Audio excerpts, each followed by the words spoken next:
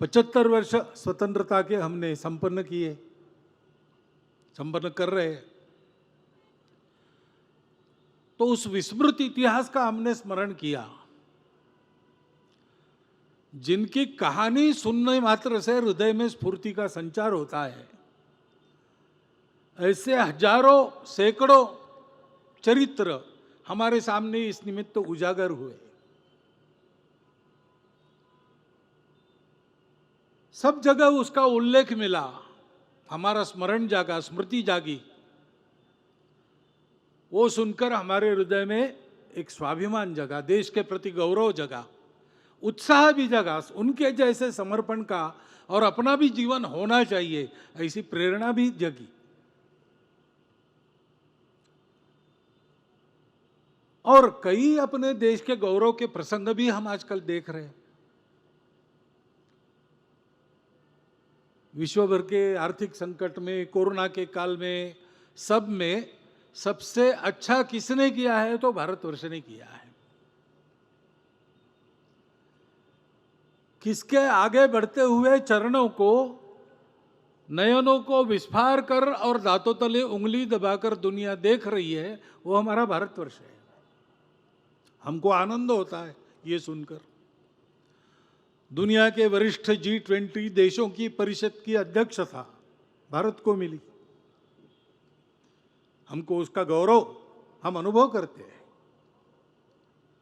नए संसद भवन का उद्घाटन हो गया, उसमें और जिस प्रकार के चित्र वगैरह लगाए हुए दिखते हैं, वीडियो वायरल हो रहे हैं,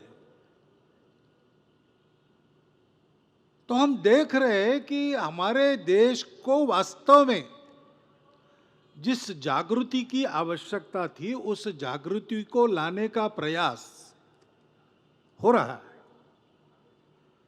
तो जनसामान्य आनंदित होता है।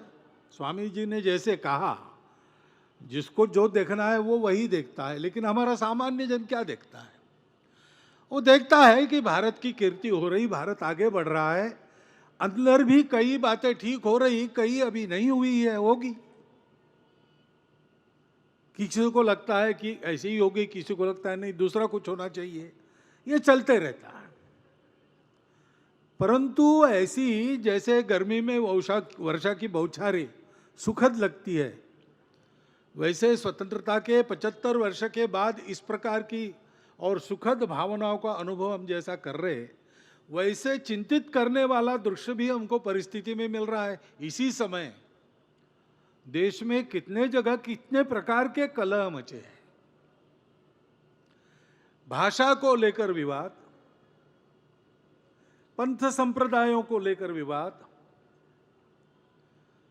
मिलने वाली सहूलियतों के लिए विवाद, और विवाद नहीं केवल, तो इस हद तक उसका बढ़ना कि हम आपस में ही हिंसा करने लगे।